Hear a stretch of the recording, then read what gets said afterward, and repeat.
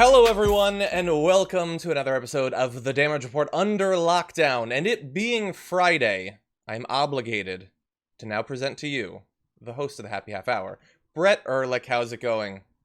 Huge. It's going huge. I personally am enormous today. Brett, This is not the first time John has grabbed my face. we were just, like, talking instead of doing some of the prep that we're supposed to do. As I'm literally saying that I've got this thing, I can handle this thing, I'm not doing any of the things I'm supposed to do to make sure that the show looks or sounds right. But welcome to what passes for the Damage Report. Yeah, and I can't wait for today to pass and it to be the weekend. Oh, it's gonna be great. Do you have any plans, John, for the weekend? Yes, I am actually on Sunday for, I believe, 2 hours. I'm going to be taking part in Jordan Yule's Fortnite charity stream, which, by the way, Brett, you should play in that as well. Would be a lot I of will fun. do that. First of all, can you please move your hand away from my neck? It's They weird. Can't see that. They can't see that. Oh, I thought it was a screen thing. I No, thought it was I don't think so.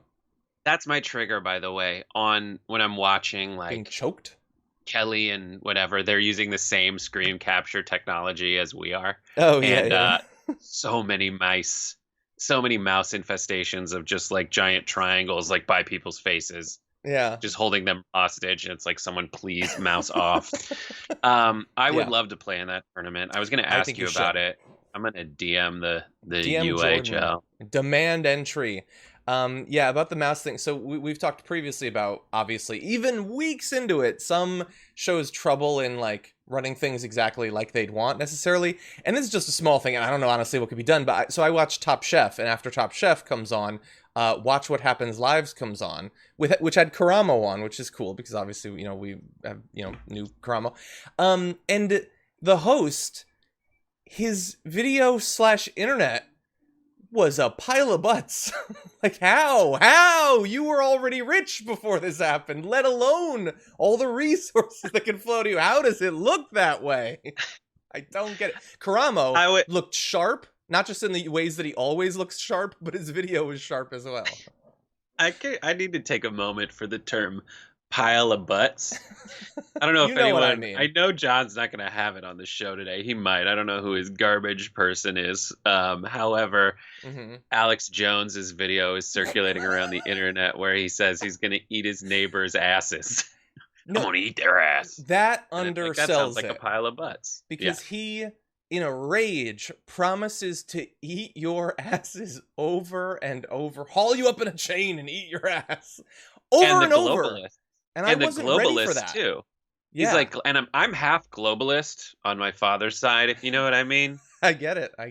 Is he gonna eat half my ass? I'm not sure. Which half? But the Jewish half. The globalist. The globalist. Yeah, half. Let's be clear. But yeah, so that's something that's gonna happen today that I'm very excited about on the main show. You're gonna talk about it, John. Oh, is it on there? Oh, yeah. It's in the post game. We respect ourselves like this much. That's funny. See, I almost sent it to you just like for fun for Jenk to see, but I thought Anna would have no interest whatsoever, so I didn't even send it.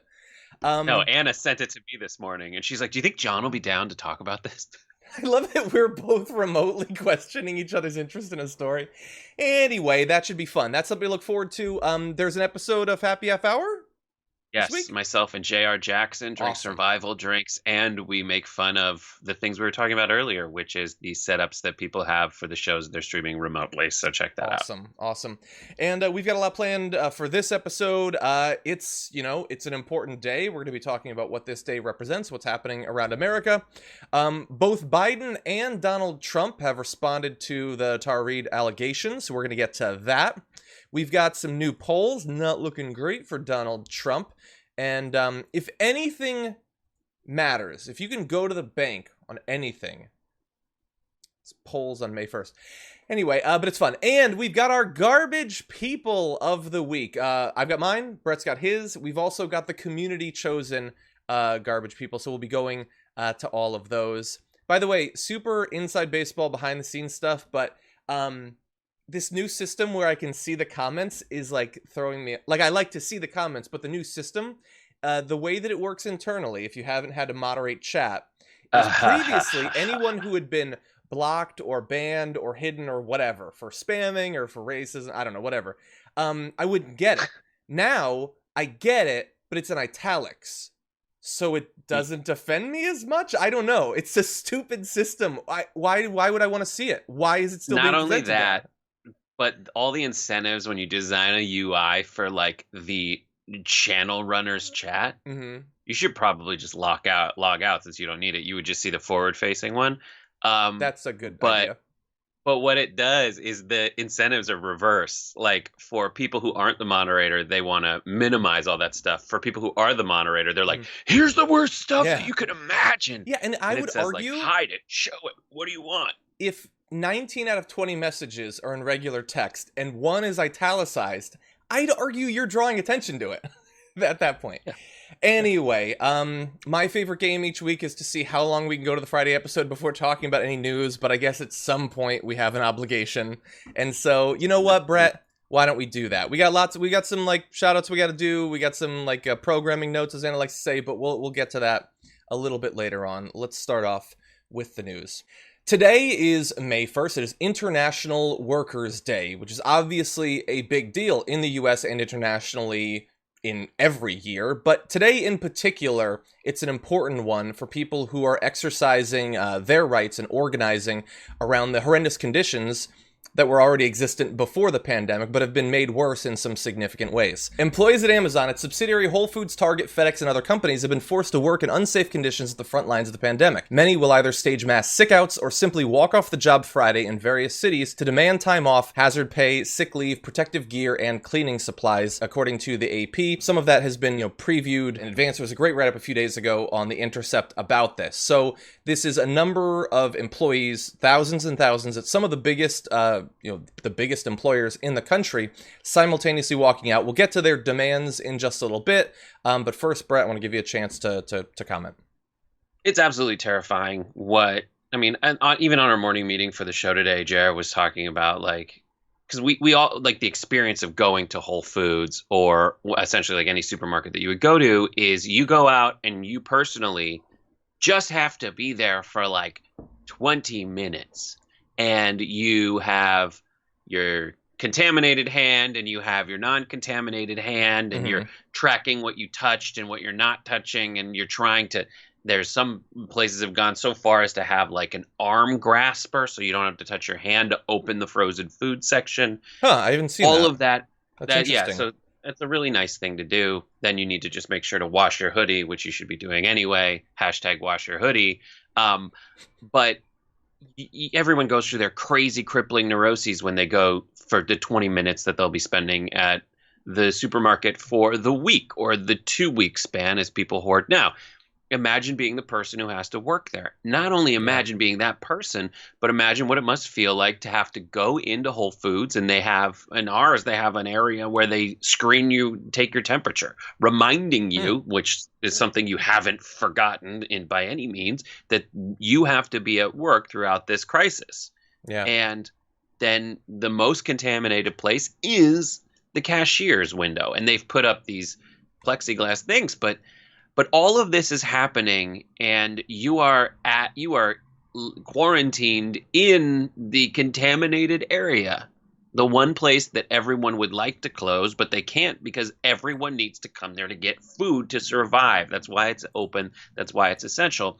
And the thing that must make it more difficult throughout all this is seeing statistics like amid the coronavirus, while you're not getting more pay and while you are not being relieved in any tangible way, Jeff Bezos' personal fortune has risen by $24 billion. Oh my God, yes. But we have, at the end of this segment, we have just a little bit on Jeff Bezos. So not necessarily uniformly good news for him recently. So let's go back into some more of the concerns that have been expressed by some of those who are organizing today, doing the lockouts. And I know, and by the way, obviously there are people, working in these industries that are doing that. But there's also, tons of people across America and around the world that are standing in solidarity in terms of not not shopping at these places, whether in person or online at the same time. Another demand that's been made is increased transparency from companies about the number of COVID-19 cases in their facilities. There have already been cases where workers have been lied to about the number of people that have come down with coronavirus at particular locations, probably because these companies are desperately trying to stop exactly these sorts of walkouts. One great example of that is Christian Smalls, who lost his job as a result of raising concerns about the conditions at one warehouse. He put out a news release for today saying, "Our companies have failed us during these unprecedented times. At the beginning of the COVID-19 pandemic, essential workers were subjected to exposure in our workplaces due to lack of PPE, flawed policies, and dense safety guidelines. Because of the failings of our employers, many of our fellow employees have contracted this deadly virus, and some have died." It's locations like Whole Foods and Target and Amazon and things like that, but it's also other sorts of essential personnel, including nurses at scores of hospitals across the country, planning to take to the streets today to protest a lack of PPE. You also have independent truckers fed up with low freight rates, planning a congestion-inducing slow roll in their rigs through parts of LA, Chicago, Washington, and other major cities. And so it's basically across all of the different sorts of essential workers that you can think of, trying to draw attention to the continuing issues that they are facing that have received very little focus from the government over the past month. And it is astonishing the amount of effort put forward by people who should be putting. So I guess the point I want to make is there's a lot of people who are putting forward a lot of effort to stop the spread of information about COVID-19 when they would be better served stopping the spread of COVID-19. Mm-hmm. Like, there's so many people out there who are trying to silence the voices of Christian Smalls, people who are just trying to say, we need to know more. We need to know who has it, who's been exposed, and I need you folks who are charged with keeping us safe to know that you failed. Not because I particularly want you to be held responsible in any other way than to keep me safe, to change your behavior, because right now there are no consequences for people mishandling this crisis. Yeah. But perhaps consequences for some other issues, we'll see. Related to this, I do want to let people know, and this came out just this morning, we've got Congress members from both parties demanding that Amazon CEO Jeff Bezos appear in front of them to explain previous sworn statements by a top Amazon lawyer about business practices that may have been criminally false or perjurous. The request follows a report in the Wall Street Journal just last month, potentially a few weeks ago, saying the company used business intelligence gleaned from third-party sellers operating through Amazon in developing its own competing products, members said in a letter released Friday morning. That is going to be interesting to see because they have at least publicly said that they don't do anything like that they do compete, but it's sort of, it's like a fair battleground that they're engaging in. But no, if they're actually using the intelligence gathered by those to then take them out, I think we have a right to know about that. Yeah, absolutely. It's so frustrating. And then behind the scenes, there's a story that Jonathan Larson wrote on tyt.com/investigates that you should check out that talks about all the angling that's happening behind the scenes, things that you might have heard rumblings about, but he puts it out pretty clearly and tracks the money behind how folks out there who are the business lobbies and the business interests have put so much money forward to get you back to work, which puts you in the line of fire, but then also gets the legislators to put forward legislation that would completely absolve them of any financial responsibility or criminal penalty or I guess, tort penalty for making you sick. Mm-hmm. You can't sue them. I mean, and a president who just behind the scenes railed against his campaign manager for not having his poll numbers up, he's shouting, saying, I'm going to sue you for that. And Trump saying he'll sue everybody for everything is trying to eliminate the one reason that people should be able to sue. And the reason behind the progressive movement in the first place, in many respects, which is to protect you from the whims of the people who can put you in harm's way. Yeah. Exactly. Yeah, and we had talked earlier this week about the fact that Trump was saying one of his priorities is going to be protecting companies from lawsuits of employees who are exposed to coronavirus at their jobs. Just yesterday, it was like one article was summarizing most recent statements. Both Mitch McConnell and Donald Trump are saying that when the Senate gets functioning again, that's going to be the first priority. And imagine what your worldview has to be to think that that's the most important thing that people have been calling for in the weeks since any aid was presented to them. We need to talk about a relatively new show called the Republic, or UNFTR. As a Young Turks fan, you already know that the government, the media, and corporations are constantly peddling lies that serve the interests of the rich and powerful. But now there's a podcast dedicated to unraveling those lies, debunking the conventional wisdom. In each episode of the Republic, or UNFTR, the host delves into a different historical episode or topic that's generally misunderstood or purposely obfuscated by the so-called powers that be, featuring in-depth research, razor-sharp commentary, and just the right amount of vulgarity. The UNFTR podcast takes a sledgehammer to what you thought you knew about some of the nation's most sacred historical cows. But don't just take my word for it. The New York Times described UNFTR as consistently compelling and educational, aiming to challenge conventional wisdom and upend the historical narratives that were taught in school. For as the great philosopher Yoda once put it, you must unlearn what you have learned. And that's true whether you're in Jedi training or you're uprooting and exposing all the propaganda and disinformation you've been fed over the course of your lifetime. So search for UNFTR in your podcast app today and get ready to get informed, angered, and entertained all at the same time.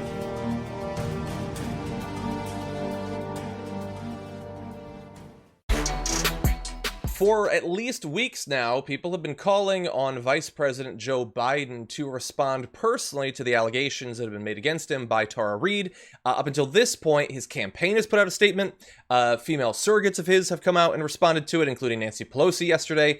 Today was the first time on Morning Joe where he was asked about it. I want to show you just a couple of excerpts from that interview.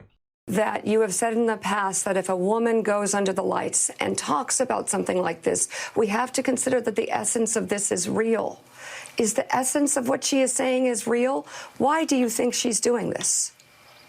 I'm not going to question her motive. I'm not going to get into that at all. I don't know why she's saying this.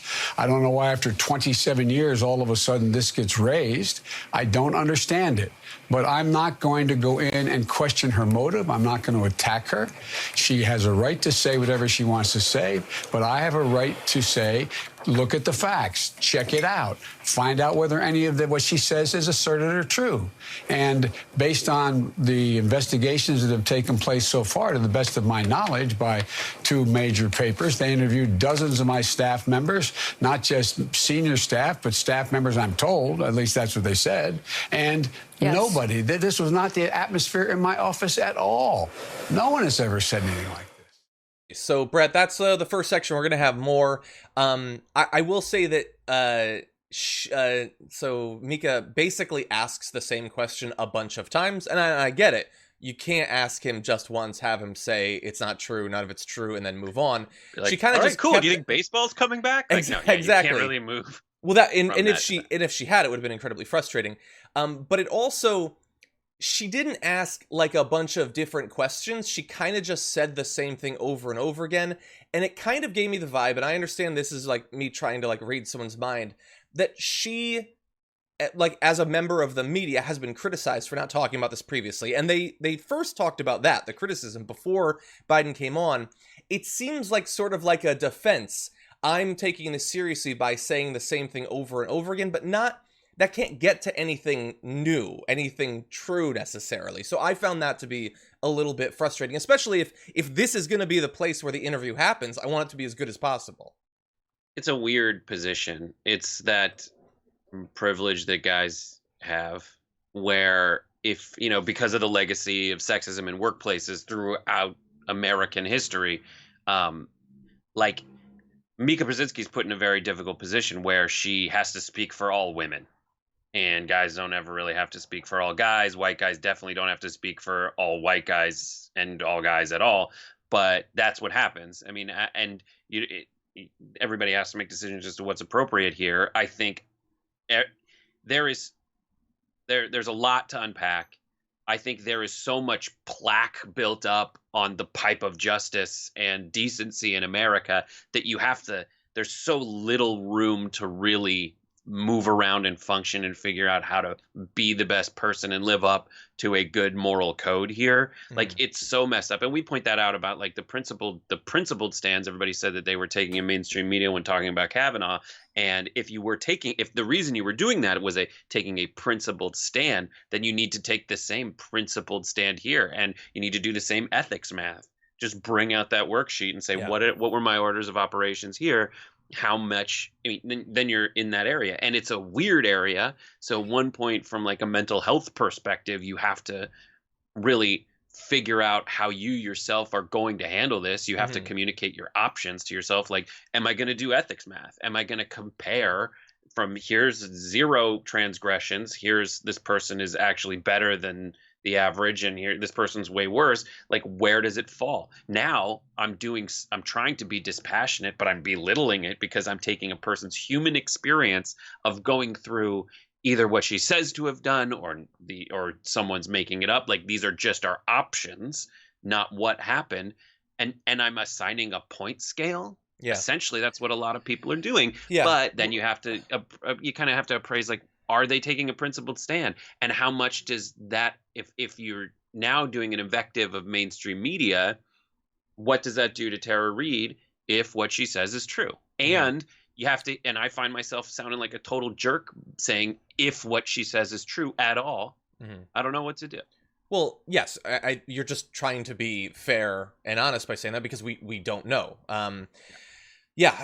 Look, there's very few people, it seems, that are being entirely consistent. It's one of the most, I think for a lot of people viewing this, is probably one of the things that's been most frustrating about this is the massive amount of hypocrisy. And it's all over the place. I mean, there are people who we feel like should have taken it seriously early on. And again, we shouldn't have to give this caveat over and over, but taking it seriously doesn't mean uncritically assuming that every claim that is made is 100% true and giving the maximum consequence for it without any follow-up. That's not what it means. So there have been people who've been very disappointing on that side. There's also people, I mean, Breitbart isn't running articles about this to continue their long-running campaign to believe women and advance their position in society. So there's people who are being incredibly fake on the other side as well. Now, we have more that we're going to say about this, but I do want to make sure that we get to more of the video. So here is, it's a similar sort of question. We're going to see if Mika is able to get to something new. Are women to be believed unless it pertains to you? Look, women are to be believed given the benefit of the doubt. If they come forward and say something that they said happened to them, they should start off with the presumption they're telling the truth. Then you have to look at the circumstances and the facts. And the facts in this case do not exist. They never happened. And there's so many inconsistencies in what has been said in this case. So yes, look at the facts. And I assure you, it did not happen. Period. Period. Okay, so we have been wanting people in the media to take this seriously. We've been wanting Joe Biden to respond to this. Just yesterday when we were talking about it with Aaron Ryan as the host, I was saying that, but not because we believed that there's any way to know for sure that Joe Biden talking about it is necessarily going to prove anything. I mean, look, someone being asked a question, especially repeatedly, and answering to it, the way they answer can potentially give you an idea of how truthful they're being. I mean, you know, back in 2016, Donald Trump, when he was asked about the women, the way that he would attack them or say, you know, I wouldn't have assaulted them because they're too ugly, that is not necessarily going to reassure people that he didn't do this. So it's not impossible that we could learn something, but this was the most likely outcome, that he's asked over and over about it. He says it didn't happen over and over. Now, there are things lacking. The fact that in that appearance and in his statement that he put out, he didn't directly address any of the corroborating witnesses. So that's a weird thing to leave out. I don't understand why that wasn't a bigger part of it. But the most likely outcome was going to be, he asked about it, he would say that it didn't happen. And that's where we're at now. Yeah. I mean, what do you think's going to happen now? I mean, what's next? Well, it's 2020, so nothing good, I'm going to assume. Look. Right. I look at the horizon of the ocean to see if Cthulhu will eventually emerge. Yeah, nothing good. Look, I think he will be asked about it in future interviews for a while. I doubt much new will come of that. Perhaps he'll actually be asked about these other individuals, but what's he going to say? He doesn't know the other individuals. He might not even remember any of this because of, the obvious context that this election and dude, is. Everybody has to ask themselves and be honest with themselves why they are responding to this story the way they are responding to this story. Yeah. Everybody needs to do that. Me, you, everyone. Yeah. And if I were to paraphrase the way a lot of folks in mainstream media are saying, the thing that's probably on their mind, they're saying they're either quiet or they're saying fire Chris Hayes for saying that it happened and being utter hypocrites because a second ago they were like, let's, go after Brett Kavanaugh. Mm-hmm. Was the reason they were doing what they're doing with Brett Kavanaugh because they were taking a principled stand and believing women, or it was because they didn't like Brett Kavanaugh? And when I talk about the plaque that's built up over the years, I'm talking about some of the reasons people were saying, let's back up Dr. Christine Blasey Ford, was because they were taking a principled stand. Others were thinking, well, Merrick Garland should be that nominee. Mm-hmm. So there were some really terrible, horrible, no good, very bad things that Mitch McConnell did that essentially set fire to the Constitution to block Merrick Garland. What do I do? Mm-hmm. Have I been playing easy? Have I been playing mellow? Have I been, is it like good move, man? Or am I I have to ask myself, why am I doing what I'm doing? And it's not easy. And I mean, one of the easiest things to do is take a principled stand. So why not take a principled stand? That's one aspect of it. Yeah. But I guarantee what's going on in everyone's mind when they're choosing not to cover this is probably, I don't have the luxury to really care about this right now. Trump is a terrible president. I don't have the luxury to be able to really dig into this accusation the way I would in a different time when so much else wasn't on the line. But what they are actually saying is that they have the luxury not to care about this. I think, look, that is a critical view, but I think it's almost too understanding. I think for some of these media figures, it's a little bit more just, it could hurt Biden. Let's not talk about it. Like, there's going to be shades of gray. There's going to be a grading or whatever. What it is. But that's what I'm saying. Mm-hmm. Yeah, and look, I think you're being unfair if you don't think they're thinking. I mean, how are they not thinking? I don't have the luxury to care about this. I don't know how conscious it is. Like, there's a version of what you just said that I think is consistent. I mean, even I don't want to speak for these individuals, and there's going to be nuance that's going to be lost in me recounting it. But this week, Francesca and Aaron both had versions of actually taking seriously the allegations, hoping that justice will be served, and also believing that women are going to be far more at risk under a Trump presidency, which is what a lot of people who have been consistent about sexual assault are now saying. So everybody's going to have a different sort of take on this. I hope that people will at least strive to be consistent, and a lot of people so far are not doing that. And there's a theme here, I think, and you can call me an idiot because I probably am, but when you do the polling of who is more against, or who is, I forget what the poll was, but it's like, who's freaking out about the rights of minorities right now, as Biden would affect them. It's white people who are freaking out about it more, because from what the articles about that says is, like, the people of color, the ones who are actually at risk, they are put way more at risk from a Trump presidency. And they're like, listen, I know my choices. I am sad. I'm going to have to go back to a time where I'm just like trying not to have the worst thing happen and just have a bad thing happen. And it is a flavor of white privilege to be like, no, you got to fight harder. Let me fight harder for you. Mm-hmm. When there's a lot of cynicism and rightly so as to whether people are actually going to make any changes for them.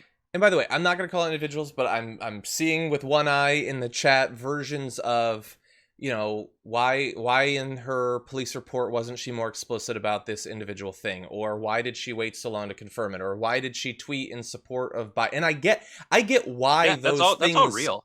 are so common, but that does not mean that it didn't happen. In her case, or with any allegation of sexual assault, we don't get to say you're not a good enough victim, or you didn't act the way I imagine I would have acted if I was raped.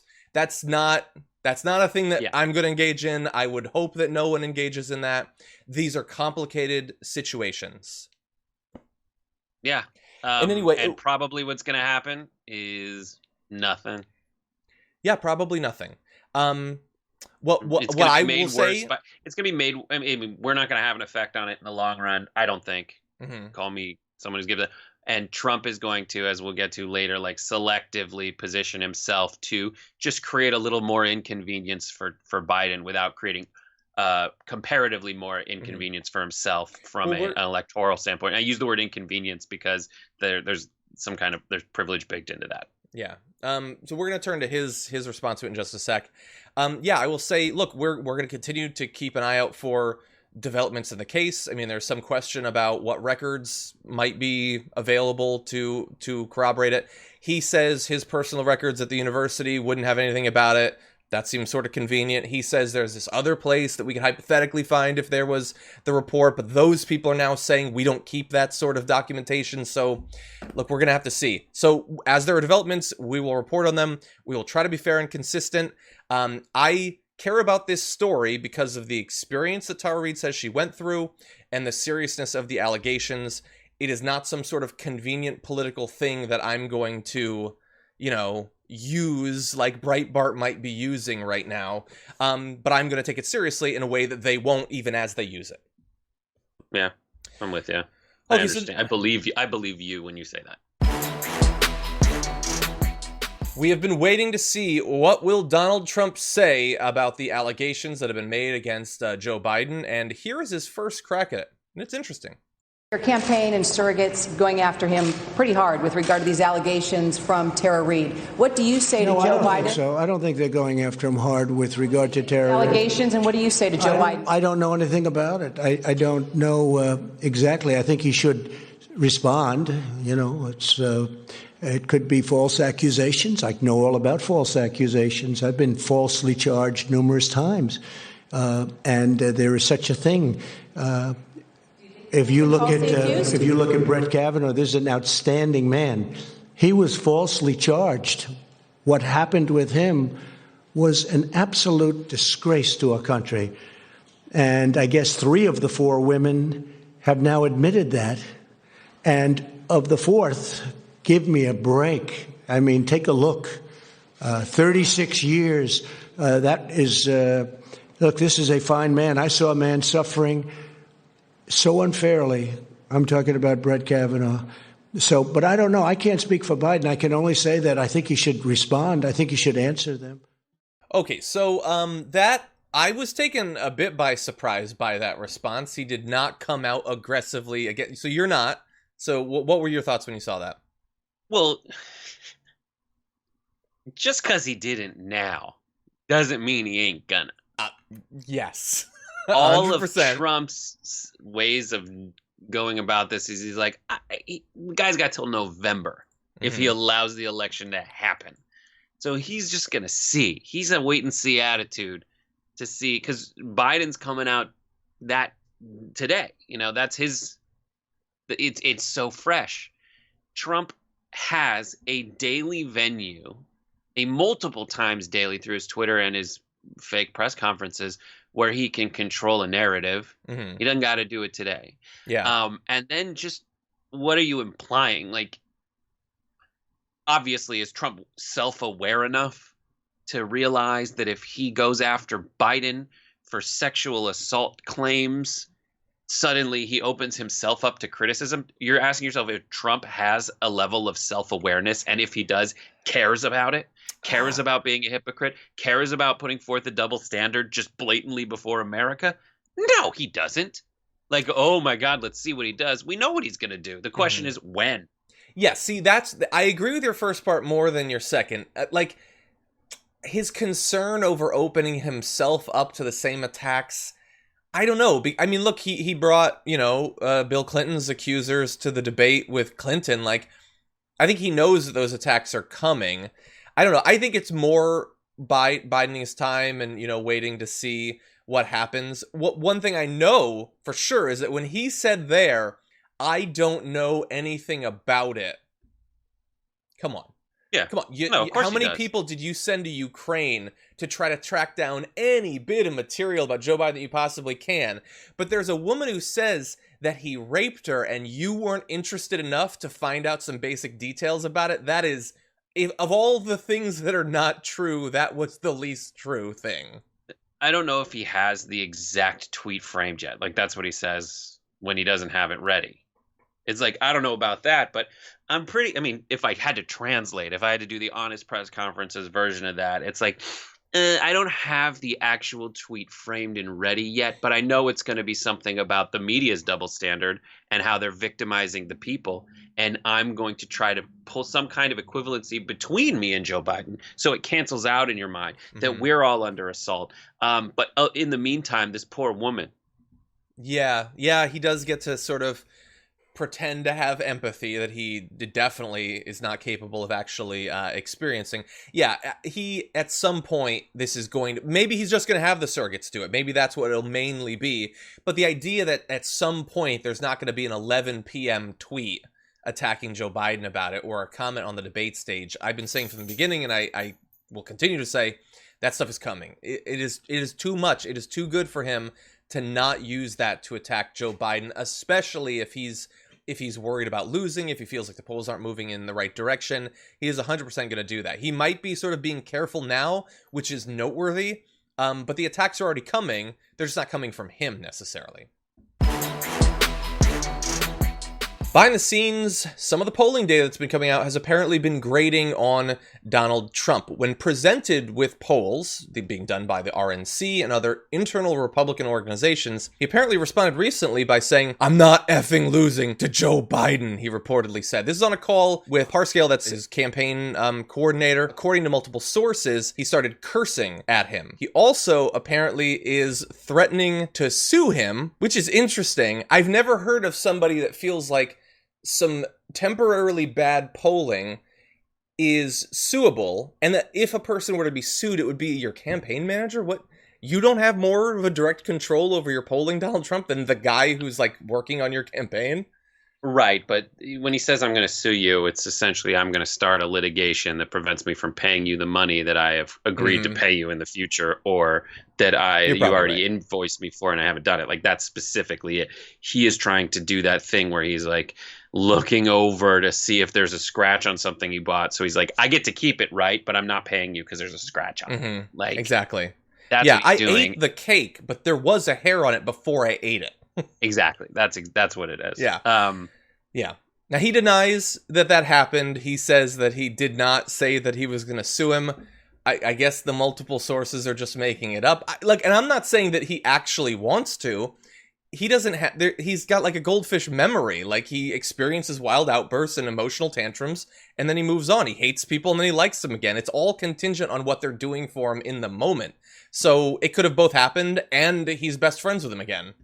The goldfish memory thing is so perfect because isn't during either Finding Nemo or Finding Dory, isn't one of the things that Dory does is repeat the same things over and over again in a row to keep them in her mind so that she won't forget like her near-term tasks? Yes. That is exactly what Trump does with his Twitter feed. It's like Sleepy Joe Biden, Sleepy Joe Biden, Sleepy Joe Biden, Mexico, Mexico, Mexico, Sleepy Joe Biden, Mexico, China, Sleepy Joe Biden, Mexico, China, Mexico. Like, that is it. And he keeps like 4 messages that take 7 total maximum seconds to repeat, so he doesn't forget any of them. Yeah, and if one drops off, Russia, Russia, Russia, he'll forget it for a long time. Russia, Russia, Russia won't be there. He's replaced it with China, China, China. Yeah. And he's keeping his little Dory brain full. Exactly. That should be a video. That's a good analogy. So look, the reason I want to talk about this was not just to mention the fact that he's apparently mad at his campaign manager, or was briefly.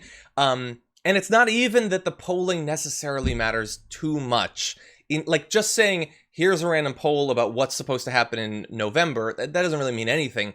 The reason I am interested in a poll that I'm about to show to you, though, is that we're still experiencing whatever effect the pandemic is going to have on the election. From the very beginning, we've been saying it is not an open and shut case as to whether this will hurt or help him. It might change over time, and it might change based on his response to the crisis. And it appears that might be what's happening, because early on in the crisis, the first few weeks or so of it really hitting America hard, his favorability ratings, particularly in certain demographics, started to go up, including in the poll I'm about to show you.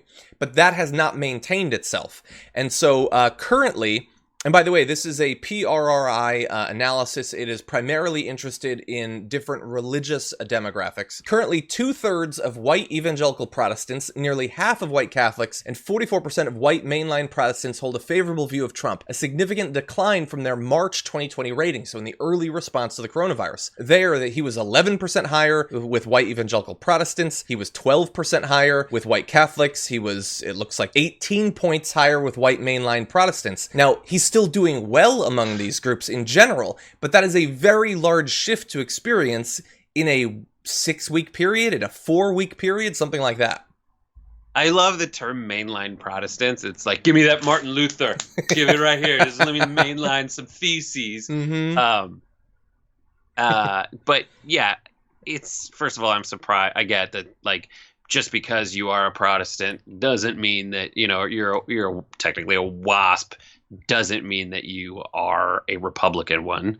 But yeah, it's difficult in these times to look around and see that he is doing a good job. He is trying really hard to insulate himself from any blame. The question is, will people remember the ridiculousness that he brought up along the way later? And that is on the people running against him to message effectively, and to the same way Swift boat made its way into your parlance along the way, and no one really knew what it meant. Like, we have more to work with now. There is more to work with, like disinfectant. Mm-hmm. The word disinfectant should resonate through everyone's mind. Like, as ridiculous as it was, hydrochloroquine at least sounded like a medicine. Mm-hmm. Disinfectant. Mainline Protestants should remember that Trump told them to mainline disinfectant. Yeah, 100%. And there's going to be more of that to go around. Really fast, I want to give you a little bit more information. I don't know if this is one of the polls that Trump was losing his mind over, but potentially might want to, at least, or might want to change his strategy as a result of this. I mean, how great would it be if seeing himself plummet in the polls led to him doing the right thing vis-a-vis coronavirus? That would be great. Since when has a poll had a positive outcome? But anyway, Trump's favorability in battleground states specifically, again, since March, has dropped from 53% on average to 38% on average. Among non-college graduates in battleground states, he's dropped 20 points in 1 month, putting it more in line with his favorability in 2019. So look, that does not mean that he is at all-time lows or anything like that. He had, among some of these groups, been rising, especially, again, during the early part of this pandemic, but that appears to not be holding out. And who knows what's going to happen, but if there was going to be something that was going to hurt you in the polls, this seems like the sort of thing that should have that effect. Being completely uncaring in the face of so much human suffering, presiding over 64,000 deaths and not seeming to care about it. Indeed, members of your administration declaring it to be a great victory. That should have a negative repercussions on your numbers, and it appears like it is. Yeah. The goal of this administration was to get away from finally address, like what was happening at the tail end of the Obama administration was to get away from having to address very real, like by and large, racial issues in America. Mm-hmm. Like the Black Lives Matter, like finally being able to get news coverage around the articulation of racial inequality in America was where we were at. And this Trump very successfully, I guess, shifted it away from that, shifted it back toward like, oh my God, to get everyone to say, just let me get back to the time when we were focused, when we were painfully focused we caused some pain in people who never wanted to address it. Focus on things that affected a lot of people who had been oppressed, historically since slavery, right? Mm-hmm. But Trump got us into, oh my God, it's just Twitter and ridiculous attacks that don't mean anything. And as much as and now people are dying because of something he is mismanaging. Exactly. Right. So now there are actual real consequences. And we don't have the luxury to go back to like, isn't his Twitter crazy? The tantrum of the day. Now it's like, you're killing people. Yeah. Your stupidity is killing people. And we really need you. Everyone in every state needs Trump to get the hell out of the way, to put him in the dustbin of history and move on. Yeah. Yeah. And I mean, you alluded to this, but let's just make it really explicit. People are dying of the sort and in the places that more voters will see. Look, there were a lot of people who had a lot of empathy for, families being separated, kids being caged and dying on the border. There might be some people that are interested in our support that's killing civilians in Yemen, or the fact that he massively increased drone strikes and airstrikes in Syria that killed tons of people. Like all of this is a death count, but there's a lot of voters that are going to ignore that stuff or not prioritize that stuff. But now Americans are dying, so they're going to take it a little bit more seriously. It's Friday, and so it's time to take out the trash. Thank you for joining us once again for Garbage People. Brett is here, and he's got his garbage person ready to go. Mine first, though. My garbage person. Oh, and by the way, I do have my trash. My garbage person, who you're going to see more of, is an individual, but sort of just a symbolic individual. It's going to be this very angry man screaming at the cops in the Michigan State Capitol. I'm gonna keep him here for a little bit. We have a bit more from that scene. Take a look.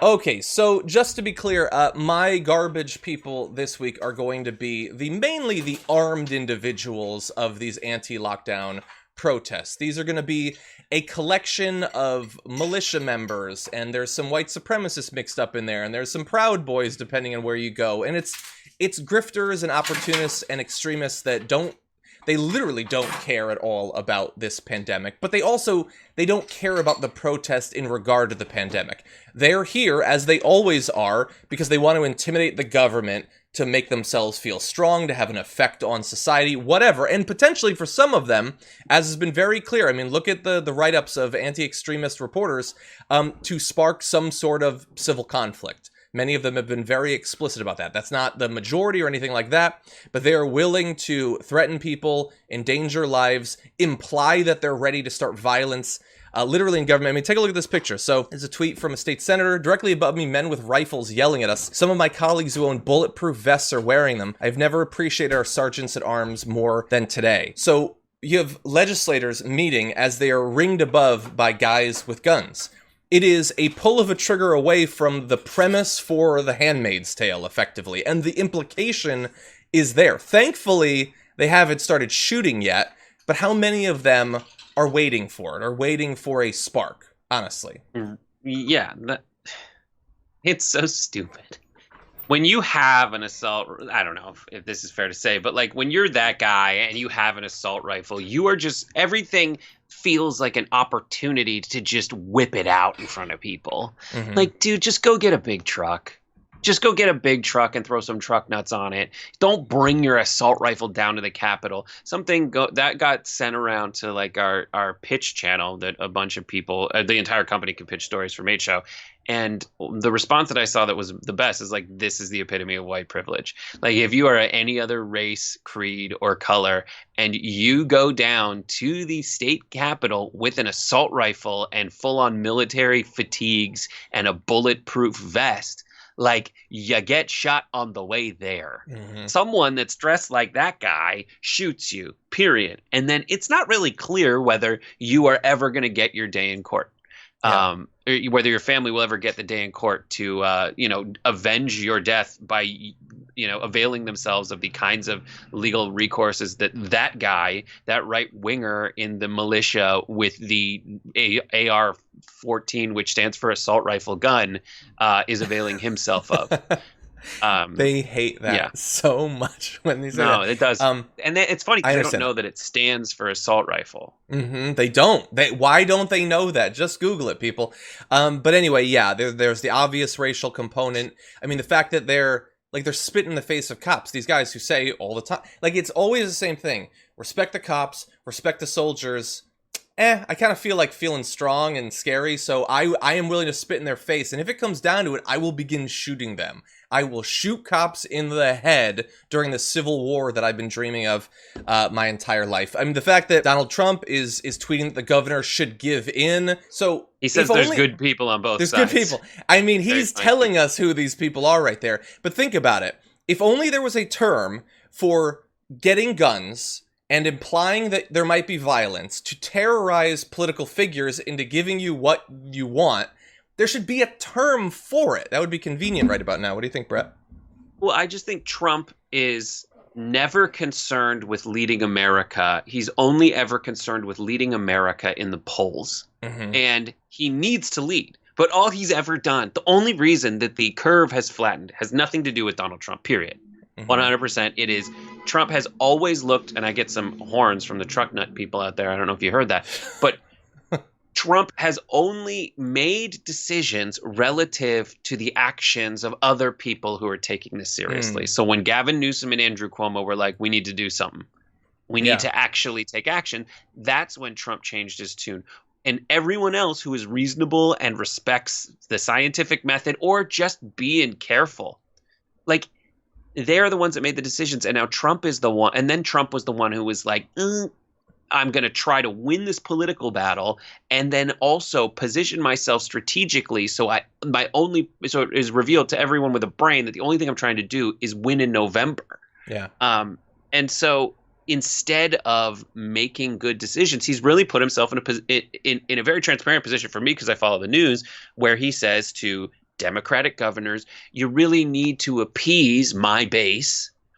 But in states where he's more short up, like in Georgia, he doesn't want the base to go out and die. So when the governor is actually in a position and is only responding to Trump's messaging the way it is on Twitter, because that's the closest he can get, when Brian Kemp is, I'm going to reopen Georgia, Trump then goes to him and says, you shouldn't do that, because he knows there will be negative consequences for doing what the Republican governors have been, trying to get to happen, and positive consequences from a medical standpoint if you do continue common sense lockdown and just be careful. As we learn more, we're going to open it up. But everyone just sits there and is like, I will find some statistic buried in some report that I can just feel good about retweeting a crappy meme of, whether it's accurate or not, so I can feel some kind of moral superiority. That's what Twitter's for. Feeling superior.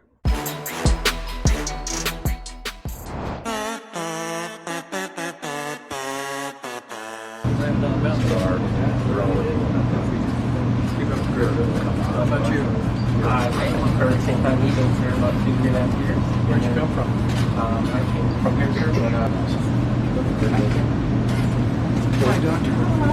but Not wearing a mask, and I heard it was because the mask isn't his wife, and he's afraid he might kiss it. That's what I heard. Someone tweeted that. I don't know.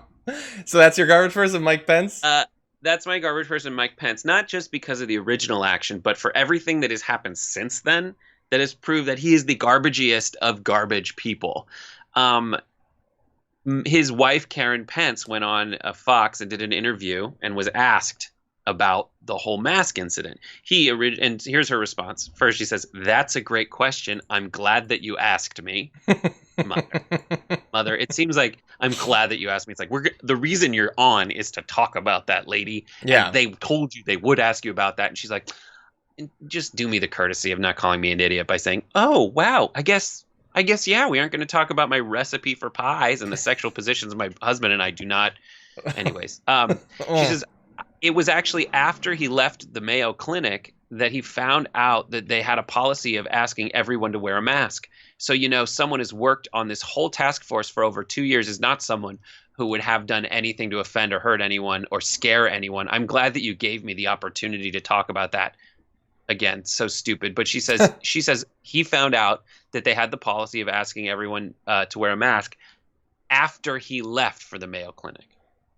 First of all, it's the Mayo Clinic. If you're on the task force, you should have a mask. So when you get there and they say, here, wear a mask, and also then you should put it on. Also, that contradicts the reason he gave. He said, I just want to look them in the eye and say that I appreciate your work. I don't know what mask you're wearing, but I don't think it goes here. I think it goes down here. I think it's latex. But not just that. I wish it was. Go ahead. Pretty deep. The Steve Herman, who's a local reporter, tweeted out, all of us who traveled with him were notified by the office of the vice president the day before the trip that wearing masks was required by the Mayo Clinic and to prepare accordingly. So the day before, Pence's own pimps told them, you got to put your damn mask on. So it came from them. And then in the wake of that, to pile the garbage on, Mike Pence, it was reported that Mike Pence's team threatened to the Post reported that Pence's office alleged Herman had violated an off-the-record agreement by publicizing a planning document for the visit. So not just that he originally lied, not just that he got caught, because he got caught, they went after Herman for essentially sharing this information and hid behind that this was an official planning document. He didn't share your damn schedule. You already went to the place. It's not like he told everyone that the vice president's motorcade is going by this grassy knoll later. Yeah, it's bad to do it.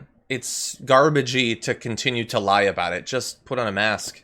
Honestly, tell Trump to too. It continues. Pence's office later told VOA manager, VOA is the news outlet that reporter is from, that any punishment was still under discussion pending an apology from the reporter, who shouldn't have had to apologize, who's only pointing out that you lied in a way that triggers you so much that now you're going to punish him for it. And not only that, Mike Pence went to a factory in Indiana, and we have a graphic of how this all turns out. Oh, you're wearing a mask. Okay. Let's tour a factory. He can just learn. Revealing, and I think that's the essence of garbage people. When you really expose some terrible aspect of this person's personality, and then they continue to be that garbagey, but at least pretend to care about some hidden principle. But then at the end, they gave up. They gave up, but they're not going to apologize. Exactly. Yeah, you'll get no apology. The reporter will get no apology. Very good choice, Brett. And since it's on my phone, I'm going to, again, for the 5th straight week, I have to throw this phone out now. You're I don't know how to burning through phones, man. So now it's time to see, what did the audience think? So we polled. We gave people 4 choices based on the messages we had received. The choices were Mike Pence, Mitch McConnell, obviously always garbage, Trump, and Tommy Lauren. And we had over 12,000 votes on this poll. And by a good margin, Donald Trump is the TDR community garbage person of the week for insert a reason, because there's a lot of them. Generally, when he's on the poll, he does win. Look, he has the biggest impact on our lives in terms of policy and stuff like that. So that makes sense. Bear in mind, if you win one week, you cannot be on the poll the next week. So we're going to see who takes the crown from him when it comes to next week. From the point of view of a perspective, the primary did not turn out the way perhaps we had hoped or even thought that it was for the first few months of the voting. But we're at where we're at. And so the new question is, what should the left be doing to move the country to where it needs to be? And there are a few people I can think of better suited to help us come to grips with the situation we're in than the executive director of the Justice Democrats, Alexandra Rojas. Welcome back to the show. Thanks so much for having me. Very glad to have you on. I've very much appreciated over the past bit your contributions, to cable news. It's the sort of voice that we don't often hear. Maybe we can talk about that a little bit more later on. But I've been wondering, since you and Justice Democrats have been so important in helping to propel the left forward electorally over the past few years, it looks like Bernie is not going to be the nominee now. And so I'm curious, what are some of your just general thoughts about how this has affected the fight fight on the left and where we go from here? Yeah. Well, first, I want to. It's not great to not win. It doesn't feel good, and so I know that we're still all going through our own process on sort of this moment, not just with what's happening at the presidential, right, but sort of the context that we're in, given the pandemic, given millions of people losing their jobs, and obviously all of us, our friends, families being affected by that. So first and foremost, I think there's that. But in terms of where we go from here, what do progressives do now that Bernie is not going to be at the top of the ticket? And as executive director of Justice Democrats, I would be remiss if I didn't mention that all of the work that we've been doing, yes, we've been wanting to get Bernie Sanders elected.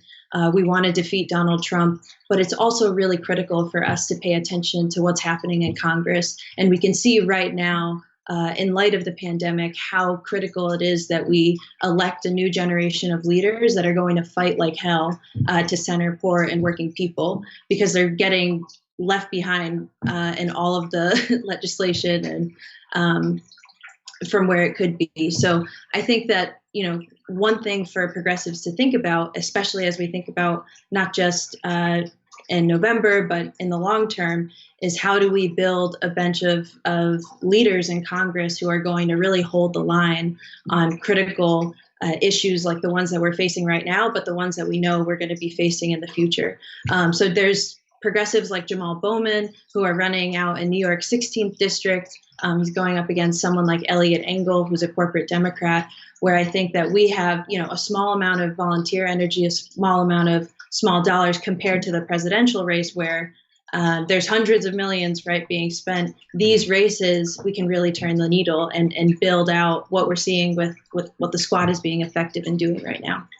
I think 100%. So if there are some people watching this maybe that identify as progressives and feel a little bit deflated about the prospect of a Biden presidency, you think that perhaps channeling some of their energy into these lower races might be a good way to move forward then? I think that is a good way. I think it's important for us to recognize what's at stake right now. We have to defeat having a Donald Trump as president is going to set us back in terms of our ability as a movement to just, be able to respond to this moment where we're having to basically fight to keep what we have right now. That is not that would be a different environment under a Joe Biden administration. And so to look forward to holding a Joe Biden administration accountable, we should focus our efforts on Congress as we also seek to defeat Donald Trump, but really, really start as progressives to focus on where we can build legislative power to actualize the political revolution that Bernie is talking about, that all of us are fighting for, to be able to, see these things within our lifetime. So it sounds like you believe that potentially Biden could be pressured in some areas. I'm curious, what are some of the topics that you think perhaps strategically are worthy of the most attention, that he's perhaps more easily able to be moved on? And are there any areas that you think that it's unlikely that progressives are going to be able to move him? Well, I think that we have to be really clear right now. Joe Biden has sent a number of signals to what he thinks of progressive priorities when it comes to Medicare for all. I don't expect Joe Biden to move on an issue like that. And I think we recently put out a letter alongside a number of other Gen Z, millennial groups, basically calling on Joe Biden to adopt a number of policy positions, a number of personnel decisions. And the reason why we tried to lay that out is really make the case for why he needs to earn the votes of our generation, but pretty much everyone under the age of 45, if he wants to be able to defeat Donald Trump. And the reason why we harped especially on personnel is because we know that personnel is policy. And when you see him presenting folks like Larry Summers, it's extremely, extremely problematic. So we're going to continue to up the pressure. And I think our ability right now to put pressure through that letter and through other means on Joe Biden on very, very specific measures. There's even certain policies where on healthcare, like he can move right now. And so there's groups like us and Sunrise that are working to continue to keep up the pressure, especially for the rest of the primary. So it seems pretty clear that he's not going to be any sort of leader for the left. I mean, up until recently, at least electorally, we had Bernie Sanders for that. In terms of elections, it looks like that's probably not going to be the future. Are there any individuals that leap out to you as potential leaders for the movement in the future, or should we even be focused on that? Does it matter if we have sort of a figurehead or a leader? I think the latter of what you just said. I think it's really important that we recognize that take it from Bernie, right? Not me, us was his whole campaign slogan. And that's because our collective solidarity as people to be able to overcome the immense challenges that are faced before us with this pandemic, and obviously defeating Donald Trump and just the institutional barriers that we as progressives face in the Democratic Party. It's really important that we recognize that in this moment, there are a new generation of leaders like Alexandria Ocasio-Cortez, like Rashida Tlaib, Ayanna Pressley, and Bernie and others that are really trying to, or show that there is this that they're more reflective of where the rest of the country is at, and that's going to require all of us to not just be so focused on a figurehead, but really in this awesome power that we've all been able to create, and Bernie has been able to channel through a presidential campaign, and now I know he's going to be able to channel it through how we respond to this pandemic, and obviously enacting a progressive agenda over the years. So, in addition to being the executive director of the Justice Democrats for a while now, you've been a political commentator on CNN. I think I'm trying to come up with another person that is as regularly on, that is as on the left as you. You're still fairly singular in that area. So overall, how has the experience been? Is it at all frustrating to often be on panels, sort of overwhelmed by people that disagree quite a bit with you politically? Well, I'll answer it in a few ways. Well, one, right now in the pandemic, it's been hard for not just progressives, but I think anyone that is not a health expert, right? That's not a medical expert, because people want to hear from their public health officials. At the same time, there are moments like what we saw this morning with Joe Biden going on MSNBC. There's the presidential race that is still there. So I'm sure that that's going to change soon as we focus on politics and how that's impacted by the pandemic. So I haven't been able to go on lately, but hopefully I get to go on again soon. And I think in general, I just am grateful for the experience. I think that I see this as a position where hopefully I can elevate the mission of Justice Democrats, where I can elevate what we're trying to all fight for in this movement, especially on issues that matter when it comes to healthcare right now, when it comes to the economy, after we're seeing what's decimated. And what's been interesting is that there's commentators where we've debated things like Green New Deal, we've debated things like Medicare for all, and especially right now where the pandemic just shows all of the gaps that we're facing in our healthcare system and how unprepared, even how horrifying Trump has responded to this, America has been in responding to it, and our ability to coordinate at the level that we need to is astounding, and it proves what we're talking about. So I'm really motivated to go back on and share, I think, what the ideas and solutions that are inevitable right now when it comes to thinking about how we tackle climate change, Medicare for all, or guaranteeing healthcare as a human right, and all of that. I certainly hope that they have you on soon. They need you in a very real sense. Zooming out a little bit, I'm curious, it seemed like over the past year or so, CNN especially, and I also want to give credit specifically to Chris Cuomo, has been sort of much more open to having on people who are very open. They're, on the left, they're progressive, DSA members, socialists, whatever. And my fear is that was an openness that might have been being driven by the fact that Bernie Sanders was in the race and it looked like there was a good chance of him winning, and that if that was the direction the Democratic Party was moving in, it would make sense for them to have on more voices that represent that. My fear is that, Cenk of the Young Turks was being brought on a lot, Anna Kasparian. I had just joined Chris Cuomo right before the pandemic hit. I sort of fear that those opportunities might not come back when normal things resume, if Joe Biden signals, the continued strength of the centrist wing of the Democratic Party. Do you think that there might be some basis for that fear, or are you optimistic that those opportunities will return? I'm optimistic that the opportunities are going to return because I know that we're not letting up on the pressure. I know that all of you guys aren't letting up on the pressure. And I think that, that might be a factor, but so is the pandemic that set, I think, progressives infrastructurally, right, back a little bit. The status quo is able to continue to rake in, at least on the campaign side, right, lots of corporate cash in a way that, we as progressives don't do. We also are not in the same level of having the same levels of access to the mainstream media.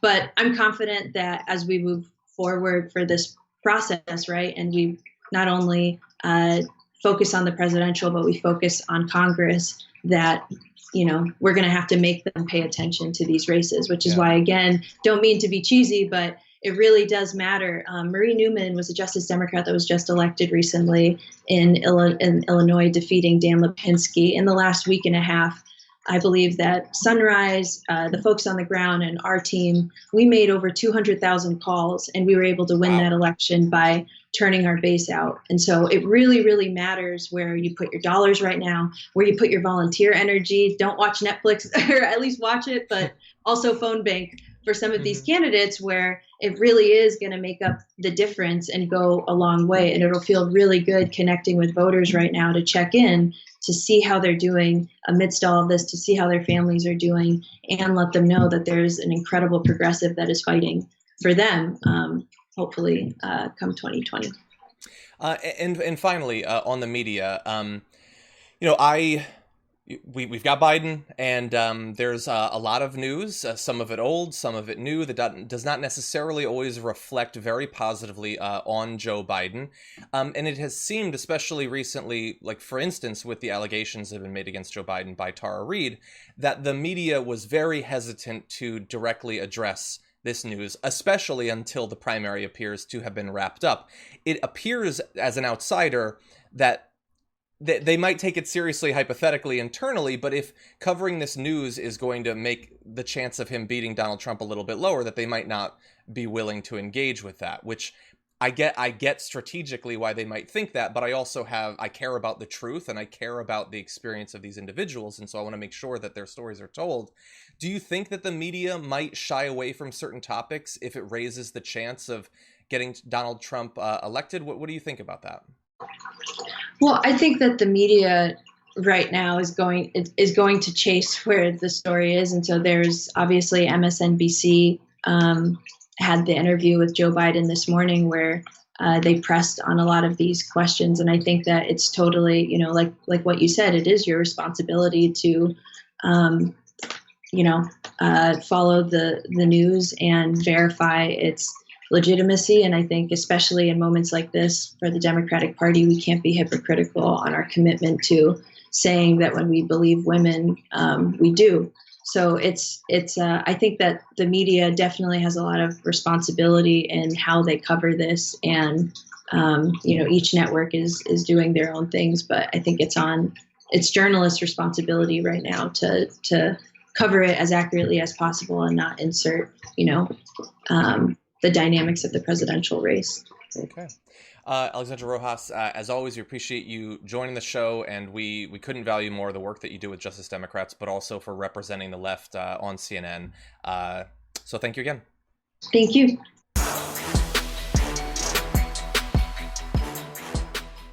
Thanks for listening to the full episode of The Damage Report. Support our work, listen ad-free, access members-only bonus content, and more by subscribing to Apple Podcasts at apple.co/TYT. I'm your host, John Adarola. I'll see you soon.